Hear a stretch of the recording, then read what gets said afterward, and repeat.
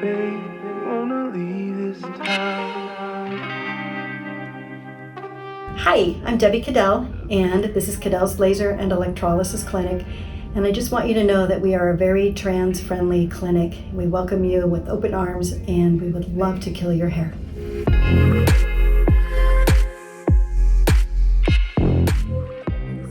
So here's a diagram of the skin. Here's the follicle. This is the hair coming out. And this is the bulb. That's what makes the hair grow, along with these stem cells that line that follicle wall.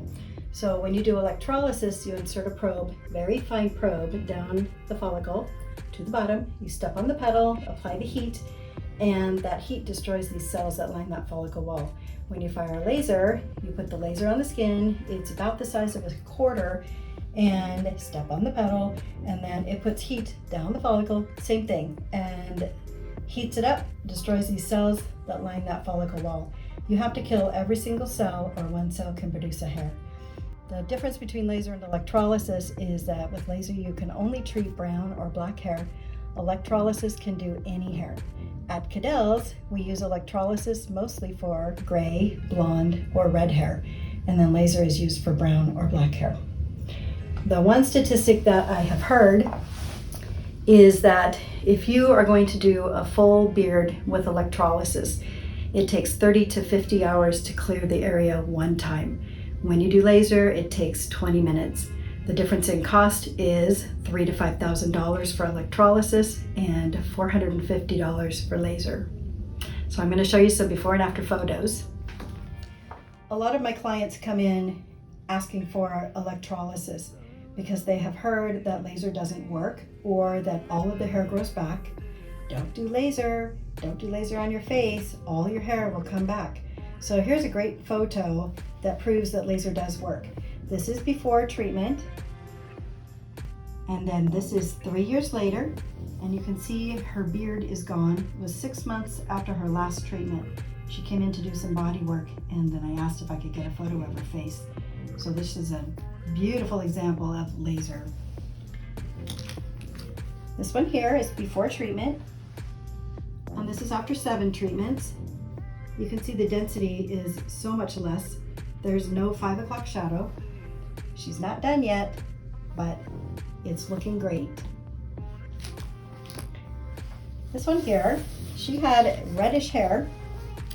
If the hair is a brownish tone, then laser will work. Otherwise it won't. So what we did was we started with laser just to get some of the hairs, and then she switched over to electrolysis. But you can see how much clearer her face is. But she did a combo of laser and electrolysis.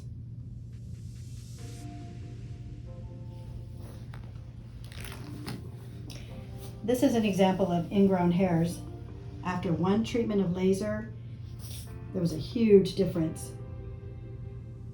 Not everybody gets that after just one, but usually after 2 or 3 treatments, ingrowns go away. Here's an example of gray and brown hair.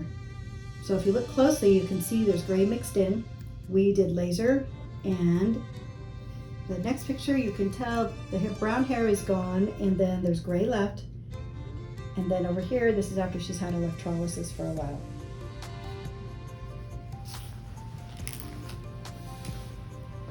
This gal went someplace else, and after 5 treatments, she came in to see me. She wanted to supplement electrolysis on the ball of her chin.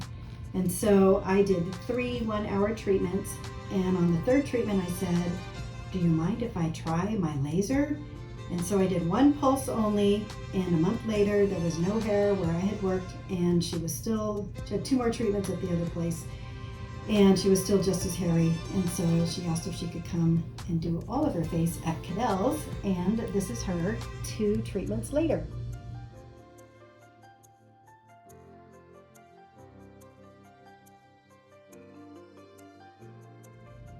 There are good lasers and there are poor quality lasers. There are good technicians and there are technicians that are not real good at the settings. This particular gal was going to a place that had a good laser, but the technician was using settings for soft hair, not for thick, coarse beard hair.